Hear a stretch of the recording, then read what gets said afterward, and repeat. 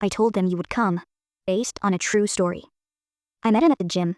Late evenings when it was almost empty, he'd always be there, headphones in, focused, lifting like the weight of the world sat on his shoulders.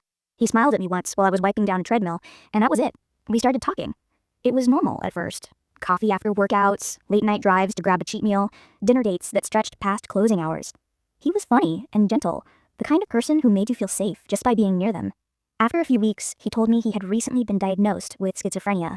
He said it carefully, like he was bracing for me to leave. But I didn't. I told him it didn't change how I felt. For a while, it didn't. Sometimes he'd glance behind me mid-conversation, eyes darting to corners of the room, or he'd stop mid-laugh, listening to something I couldn't hear. He told me about the voices, how they whispered things that weren't real, how he tried to ignore them. I nodded, told him I understood. I wanted to believe I could handle it. One night, after a late workout, he asked me to come over. His apartment was dim, blinds drawn, the hum of the refrigerator the only sound. He seemed nervous, pacing as if he was waiting for someone else to arrive. "They've been asking about you," he said suddenly. "Who?" I asked, forcing a laugh. He looked at me with this strange calmness. "Them. The ones you can't see yet." I froze. He smiled softly. "I told them you would come." The room went still.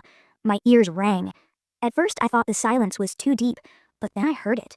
Faint murmuring, just under the hum of the refrigerator, like a dozen people whispering at once, words overlapping, impossible to understand.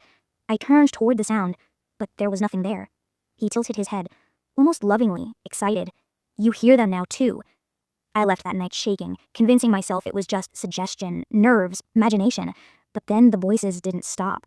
I hear them faintly in my apartment, under the TV, in the shower, in the spaces between my thoughts. Sometimes they said my name. Sometimes they just breathed. When I closed my eyes, I'd see quick flashes of movement, like someone stepping just out of sight. He texted me a few days later. "They like you. They said you listen better than I do." I'd blocked his number. I tried to forget him, but the voices didn't go away. 3 months of torture continued. My doctor says stress can do strange things to the brain, that I probably absorbed his paranoia. But at night, when everything's quiet, I still hear them. The soft whispering. The breath against my ear. And sometimes, when the lights flicker, I can almost hear his voice among theirs, saying, "See? I told them you would come." It's been years since that night. The voices are gone, but the memory isn't.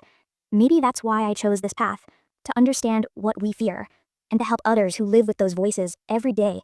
I'm now studying clinical mental health counseling, learning to walk alongside those who wrestle with realities most of us can't see.